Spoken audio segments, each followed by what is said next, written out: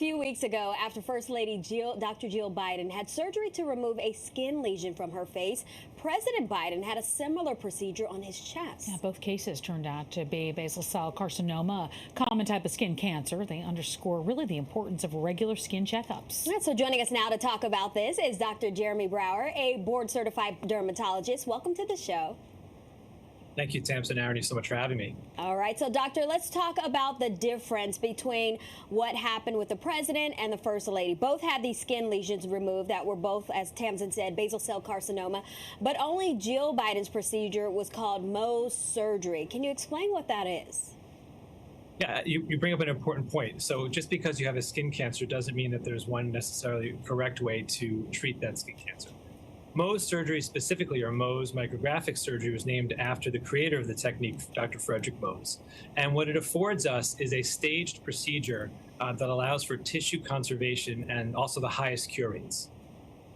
So let me ask you this. How common is it to have surgery to remove skin cancers? Skin cancer surgery is very common. And chances are you have a friend, family member, maybe a neighbor who's had the procedure, whether it's Mohs or a standard excision. In fact, basal cell carcinoma, which we're talking about, is not just the most common skin cancer, but the most common cancer in general. Okay, so doctor, even though it's March, it's still a little cloudy out there, overcast, should people still be concerned about skin cancer? The easy answer is absolutely. We think about sun and skin cancer as a summertime or spring concern, but in truth, those ultraviolet rays are present year-round. And this time of year, if you're skiing at high altitudes, if there's snow or ice on the ground, those reflective surfaces all can contribute to UV exposure. Can you do a brief breakdown for us of the different types of skin cancers?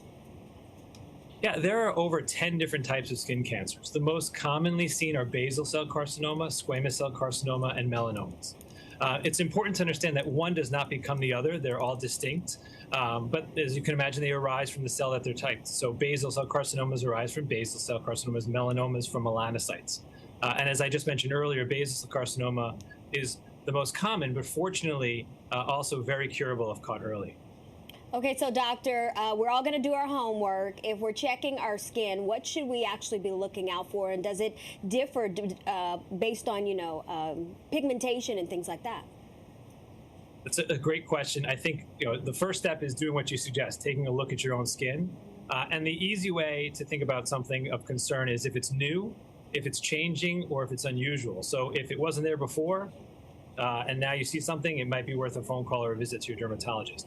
If it was there and it's changing size, shape, or color, also of concern. And something about it's unusual. It's a pimple that's been there and hasn't gone away, or a scab that doesn't seem to resolve, all worth a call to your dermatologist. Makes sense. So let's talk about how we should check our own skin. What is the best way to do that?